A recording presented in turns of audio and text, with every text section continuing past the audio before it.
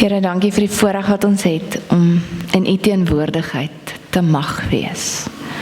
Dat U vir ons gesterf het, dat U ons 'n nuwe lewe kom gee het, dat U ons geleentheid gegee het om vir ewig saam met U te wees, soos U ons gemaak het om te wees. Dankie Here dat U hierdie pad saam met ons stap en dat U ons nooit in die steek sal laat nie. Help ons om toe te laat dat dit wat U vandag vir ons wil sê, dat ons dit sal hoor en dit sal deel word van ons lewe. Dankie vir al die liefde en al die genade. Amen. Kom ons lees Openbaring 3. Skrywe aan die leraar van die gemeente in Sardes. So sê hy wat die 7 geeste van God en die 7 sterre het. Ek weet alles wat julle doen. Ek weet dat julle die naam het, dat julle lewe en tog is julle dood. Word wakker en versterk wat nog by julle oorgebly het, wat op die punt staan om dood te loop. Wat julle doen, vind ek nie goed genoeg in die oë van my God nie. Dink daaraan hoe julle die evangelie ontvang en daarna geluister het. Hou daarmee vol en bekeer julle. As julle nie wakker word nie, sal ek onverwags kom soos 'n dief en julle sal nie weet wanneer ek op julle sal afkom nie. Maar julle het daarom 'n paar mense daar in Sardes wat nie hulle klere besoedel het nie, en hulle sal altyd in wit klere by my wees, omdat hulle dit waardig is. Elkeen wat die oorwinning behaal, sal sulke wit klere dra.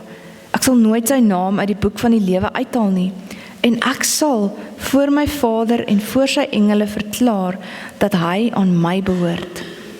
Elkeen wat kan hoor, moet luister na wat die Gees vir die gemeentes sê. Ons lees dit sover. Nou Sardes is die hoofstad van die provinsie Lydië gewees. Is 'n pragtige stad op 'n berg gewees. Is reeds 6 eeue voor Christus het hy sy bloeitydperk beleef. Dit het goed gegaan en hy was baie bekend. Dis 'n pragtige stad. Vanweë sy ligging was dit baie moeilik om in te neem en hulle het hulle self beskou as onoorwoonlik. Niemand kan daar inkom nie. Hulle is 'n sterk stad. Hulle het baie rotsvestings gehad, so hulle was nie bang nie. Hulle was bekend vir hulle wol en hulle teksbedryf. Maar toe hierdie brief geskryf is aan hierdie gemeente, was dit al die tweede keer wat die vyand hierdie stad al ingeneem het. En die ergste van alles was dat hulle dit gedoen het terwyl hierdie stad geslaap het. Hulle het glad nie verwag nie. En dit was 'n verskriklike groot verleentheid vir die mense in die stad, want hulle het hulle beskou as onoorwonnelik. Niemand kan hulle raak nie. En hier slaap hulle rustig en 2 keer word hulle ingeneem. Nou, elke gemeente, as mens nou dink aan gemeentes, ons almal, soos ek nou gesê het, as ons kinders wil registreer, ons het 'n gemeenteregister. So jou naam staan in die gemeenteregister wat sê, ek is deel van hierdie gemeente. Ek skakel in en ek wil deelneem en ek beskou myself as deel van hierdie gemeente. Nou, as 'n mens mooi daaraan dink, is daar eintlik 2 registers, né? Een register wat ons as gemeente het, maar dan is daar 'n ander register in die hemel, né? God se register. Jou naam wat in God se boek opgeskryf word, as jy jou hart opreg vir die Here gee, né? Die Here sê ons name is in die boek van die lewe opgeskryf. En as God gaan kom om te oordeel en jou naam is daarin, dan kan jy saam met God vir ewig wees, dan word jy vrygespreek van die oordeel wat gebeur. Nou die probleem is dat baie keer verskil die boek wat in die hemel is, se name en die name in die gemeente se register. Baie keer gebeur dit dat ons net sê, ons is kinders van God, maar in ons hart glo ons nie regtig nie, né? Ons sê dit net, want miskien daar's verskillende redes daarvoor. En wanneer ons die brief aan Sardes lees, lyk dit dat dit die geval was in Sardes. Dit wat in hulle boek opgeskryf word as in die gemeente, was nie noodwendig wat in die hemel gebeur het nie. Baie mense wat gesê het, ek is 'n kind van God, maar hulle het nie regtig geglo nie. En op die oog af het dit verskriklik goed gegaan met hierdie gemeente. Hulle was 'n welafgemeente, hulle was aktief betrokke, hulle het 'n klomp goed gedoen. Hulle was bekend dat dit gelyk het of hulle lewe, of dit goed gaan met hulle. Maar God kom en hy sê, maar ek sien deur julle. Julle kan 'n masker opsit vir die wêreld en mense gaan julle glo. Maar ek weet wat in julle harte aangaan. En dit is 'n probleem.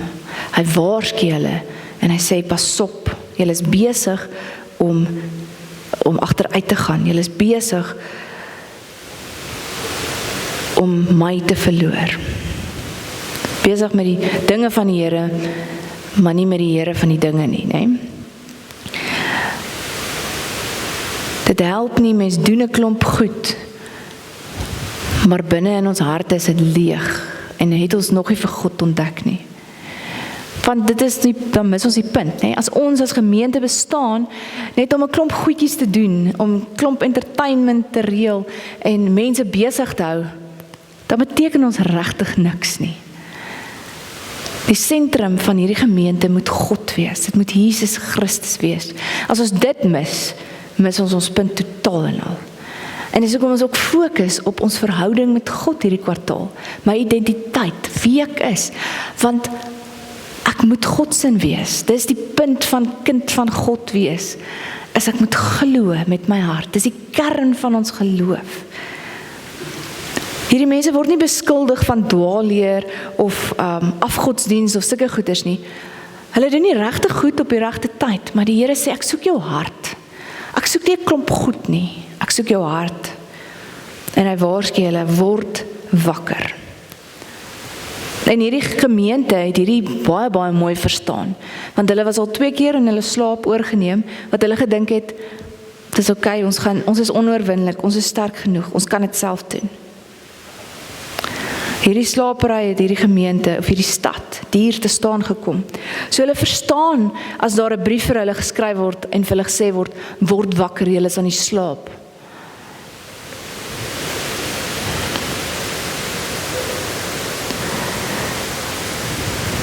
En ons is nie net vir onsself verantwoordelik nie, ons is gemeente in Christus. Ons moet mekaar ondersteun, ons moet bid vir mekaar, ons moet daar wees vir mekaar. Ons moet mense help, en ons moet mekaar verantwoordelik hou en sê, maar is jou hart nog by die Here? Of doen jy net 'n klomp goed? Waar is jou verhouding met die God van die heelal? Jesus het gekom en hy het sy alles gegee, hy het letterlik sy hele lewe gegee om geoffer te word. Hy het nie tweede beste of net 'n bietjie van hom gegee, hy het sy alles gegee.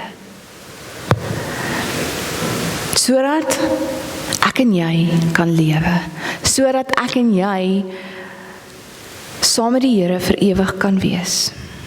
Sodat ons name in die hemelse boekregister opgeskryf kan word en dat ons nie hoef bang te wees meer nie. Ten spyte van die feit dat ons eintlik dit verdien om bang te wees. Maar God kom en hy sê, ek het vir julle 'n tweede kans kom gee. Ek het my hele lewe vir jou kom gee. Jou naam word in bloed in my boek neergeskryf. Ek het dit vir jou gedoen, want ek is lief vir jou.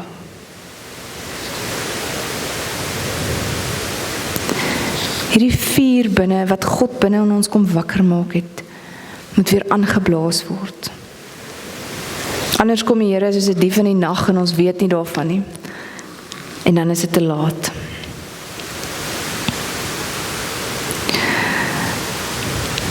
Ons moet baie versigtig wees in ons eie tyd ook. Ons hou onsself baie besig met klomp argumente en argumentasies en goed wat ons vergeet die kern van die evangelie. So maklik. Ons groot roeping om kind van God te wees en om te leef as kind van God gaan so maklik verby ons.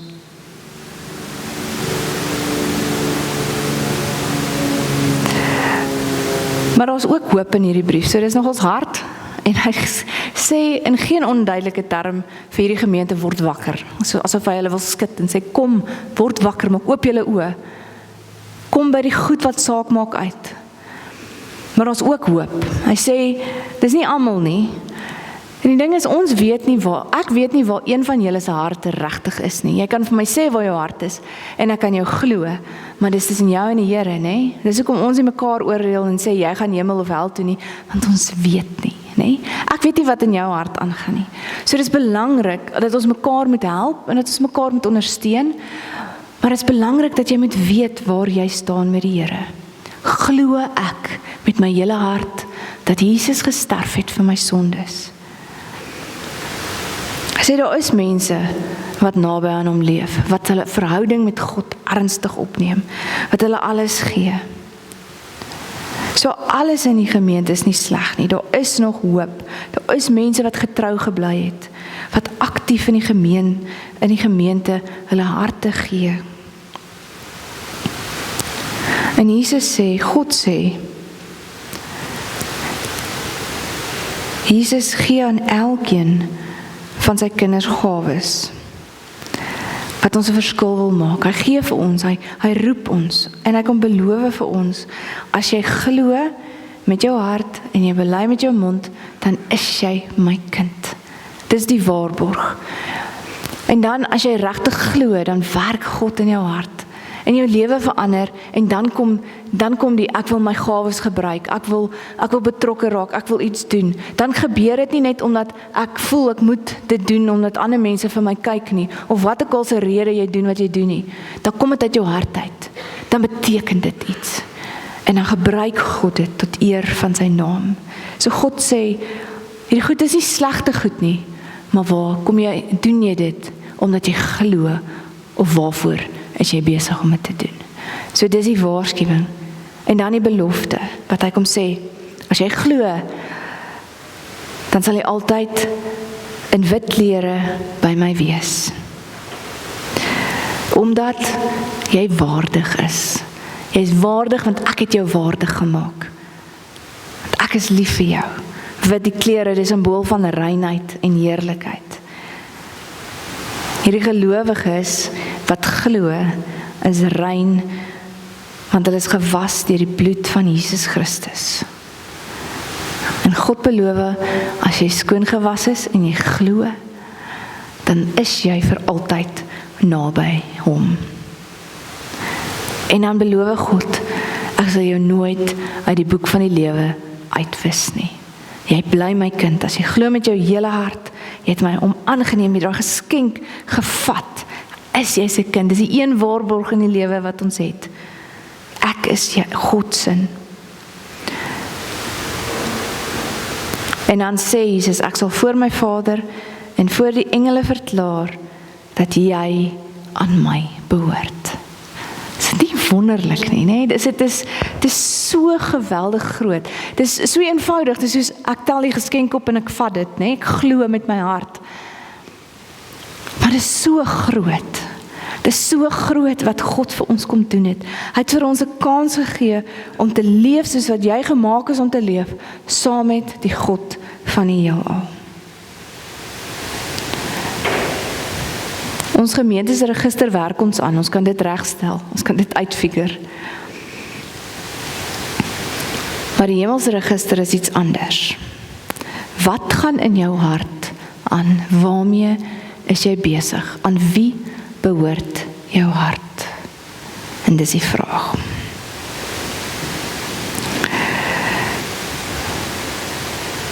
Ek wil julle nou uitnooi, ek gaan julle uitnooi in 'n gebedspraktyk.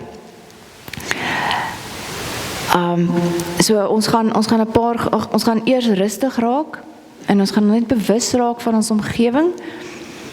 En dan gaan ek 'n stuk die stuk lees, ek gaan dit uit 3 vertalings lees, die Bybel vir almal, die 83 vertaling en dan die 53 vertaling. En dan na elke stuk gaan ek vir jou vra. En dan sit jy en jy praat met God oor wat ek jou vra.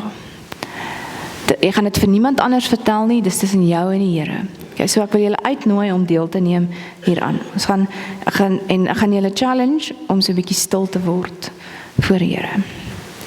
So kom ons begin. Sit en raak rustig. Haal diep asem in Hou dit in. Laat U naam geheilig word. Laat U koninkryk kom. Laat U wil ook op die aarde geskied, net soos in die hemel. Gee ons vandag ons daaglikse brood en vergeef ons oortredings, soos ons ook die vergewe wat teen ons oortree. En laat ons nie in die versoeking kom nie, maar verlos ons van die bose. Amen.